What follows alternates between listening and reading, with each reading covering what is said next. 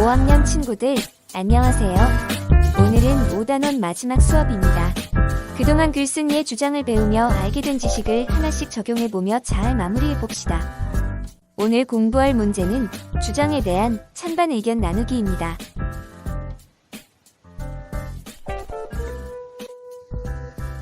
교과서에 성실하게 적어가며 수업 듣는 학생은 엄지척.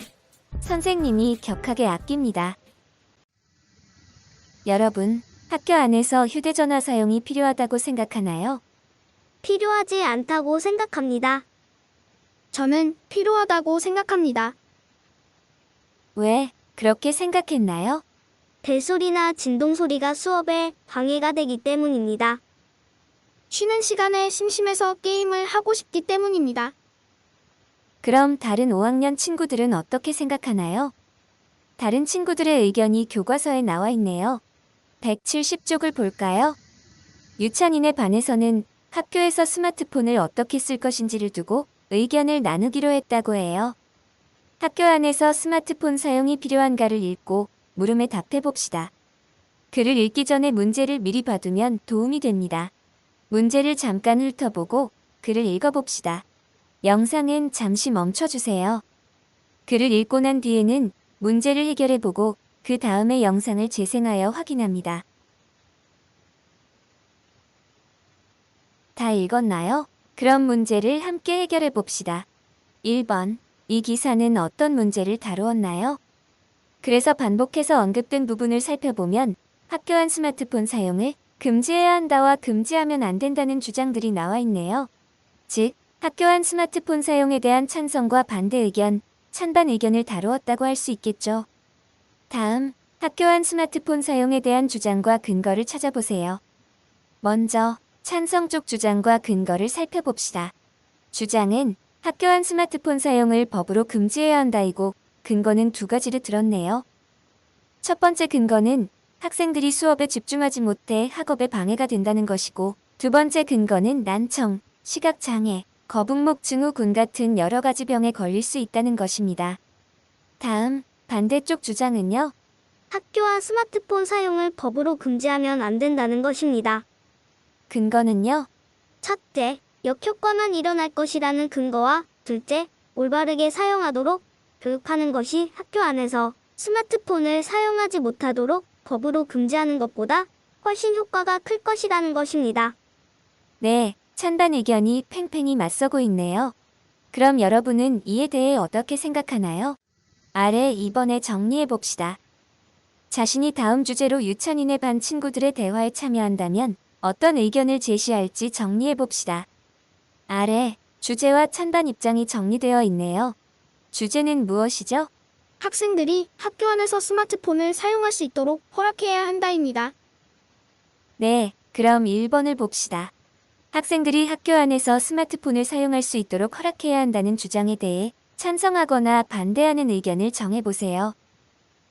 둘 다 각각의 장단점이 있어 고민됐지만 저는 반대하는 것으로 정했습니다. 그랬군요. 그럼 왜 그렇게 정했는지 근거를 한번 써볼까요? 학교 안에서 스마트폰을 사용하는 학생이 늘어나면서 여러 가지 문제점도 같이 늘어나고 있기 때문입니다. 네, 스마트폰이 스마트한 학교 생활에 도움되는 측면도 있지만 그보다는 문제점이 더 크다고 보는 입장이군요. 그럼 자신의 의견 외에 다른 친구들은 이 주제에 대해 어떻게 생각하는지 의견을 나누어 볼까요? 우선 책에 나와 있는 친구들의 입장을 살펴볼까요? 주장과 근거는 무엇인지 봅니다. 친구들과 친하게 지내려면 스마트폰 사용을 금지해야 한다고 생각해. 왜냐하면 스마트폰 할 시간에 친구들과 어울리면 친구 관계가 더 좋아질 수 있기 때문이야. 스마트폰에 있는 여러 가지 기능을 친구들과 함께 수업에서 활용할 수 있으니 금지할 것까진 없다고 생각해. 게임 안 하기 같은 규칙을 정해서 스스로 지켜나가면 되지 않을까? 나는 여러 친구들과 의견을 나누고 공유해보면 좋겠지만 지금은 온라인 학습 중이므로 가족들과 의견을 나누어 보도록 합니다. 찬반 의견이 나뉜다면 근거를 들어 자신의 주장을 펼쳐보는 것도 좋겠네요. 그럼 이제 4번을 봅시다. 학생들이 학교 안에서 스마트폰을 사용할 수 있도록 허락해야 한다는 주장에 대해 어떻게 생각하는지 자신의 의견을 글로 써보는 활동입니다. 먼저 1번. 아까 자신이 정한 주장을 뒷받침하는 근거를 떠올려 정리해볼까요? 저는 반대를 주장했으니 그 근거를 생각해서 정리하면 되겠군요. 네, 맞습니다. 첫째, 학교 안에서 스마트폰을 분실하는 일이 꽤나 자주 발생하고 있다는 사실입니다. 네, 또 다른 근거는요? 둘째, 수업 시간에 벨소리나 진동소리 때문에 다른 친구들에게 방해가 된다는 것입니다. 그리고 마지막으로 집과 학교에서 스마트폰을 쉬지 않고 사용하여 시력 및 목 건강이 나빠지는 학생이 점점 늘어나고 있다는 통계가 있습니다. 네, 그럼 이렇게 자신이 정한 주장과 뒷받침하는 근거를 바탕으로 4번에 2번에 주장하는 글을 써봅시다. 어떻게 써야 할지 감이 안 잡힌다면 다음 글을 읽고 참고하여 써보도록 합니다. 이 글에서 집중해서 살펴볼 것은 주장과 근거가 어떻게 제시되었는지입니다. 주장과 근거가 관련이 있는지, 알맞은 낱말을 사용했는지 등등. 여러분도 적절한 근거와 알맞은 낱말이 들어가도록 글을 써보세요. 주장하는 글을 다 썼다면 이제 5번을 봅니다. 자신이 쓴 글을 친구들과 바꾸어 읽고 물음에 답해보세요. 지금 바꿔 읽을 친구들이 없으니 가족들에게 보여주고 활동해 봅시다. 먼저 1번. 자신이 쓴 글을 읽고 주장을 뒷받침하려고 제시한 근거가 적절한지 확인해 보세요. 근거의 적절성 판단하기죠.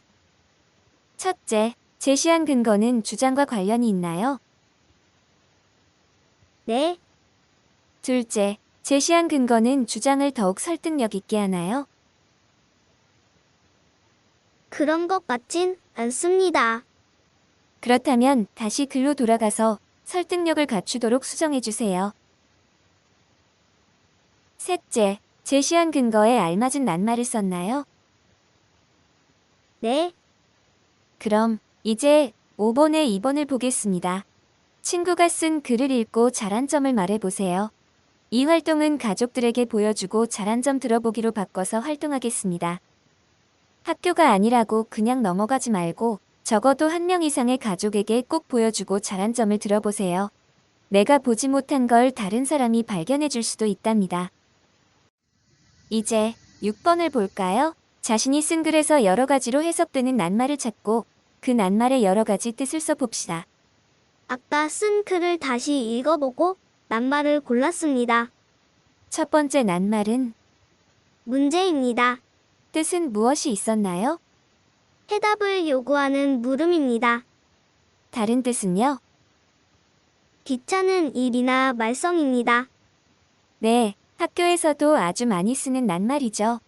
또 어떤 낱말을 찾아보았나요? 진동입니다. 그럼 어떤 뜻들을 찾아보았나요? 흔들려 움직임입니다. 그리고 물체가 몹시 울려 흔들림이란 뜻도 있었습니다. 네, 이렇게 낱말의 다양한 뜻을 알아두면 상대방의 주장을 정확하게 파악하는데 도움이 된다고 했었죠. 그럼 이제 5단원의 마무리, 되돌아보기를 해보도록 하겠습니다. 그동안 열심히 공부한 만큼 모두가 잘 맞추리라 믿습니다. 주장을 뒷받침하는 근거가 적절한지 판단하는 방법을 생각하며 보기에서 알맞은 낱말을 골라 괄호 안에 써봅시다. 보기에는 낱말, 관련 설득력이라는 단어가 제시되어 있네요. 알맞은 낱말을 넣어 문장을 완성해보고 발표해봅시다. 근거의 적절성 판단하기 첫 번째 방법은 제시한 근거는 주장과 관련이 있는가입니다. 그럼 두 번째 방법은 무엇인가요? 제시한 근거는 주장을 더욱 설득력 있게 하는가입니다. 그럼 마지막 세 번째 방법은 제시한 근거에 알맞은 낱말을 썼는다입니다. 네, 모두 잘 맞춰주었습니다. 이것으로 5단원 단원 정리까지 모두 마무리하였습니다. 이제 퀴즈 시간입니다. 그럼 5단원 잘 공부했는지 확인해 볼까요? 그간 열심히 공부한 열정 만수르 학생들 모두 만점 기원합니다.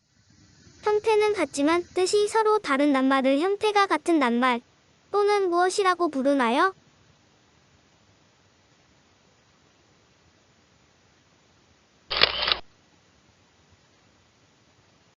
한 낱말이 여러 가지 뜻을 가진 경우 무엇이라고 부르나요?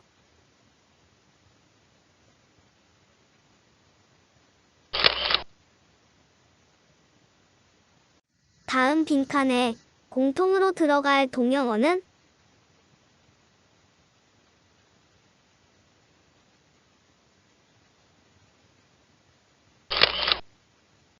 그래서 글쓴이가 내세우는 생각은 땡땡이며 이것을 뒷받침하는 것을 빠빠라고 한다.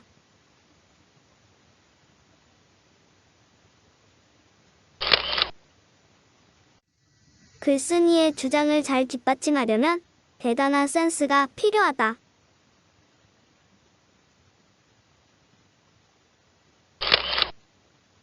근거가 적절한지 판단하는 방법입니다. 제시한 근거는 주장과 땡땡이 있는가?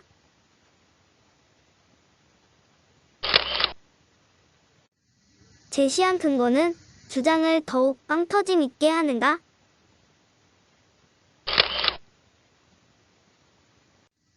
제시한 근거에 알맞은 조명을 썼는가?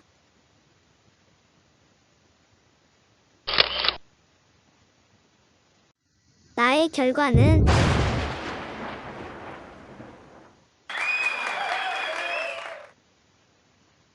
세 개 미만. 집중하고 다시 푼다. 외계인이 아니라면 무조건 통과할 수 있다. 가지야.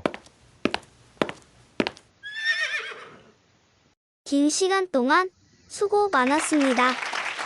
이제 근거 있는 주장을 하는 능력이 생겼나요? 그렇다면 이미 여러분은 설득의 달인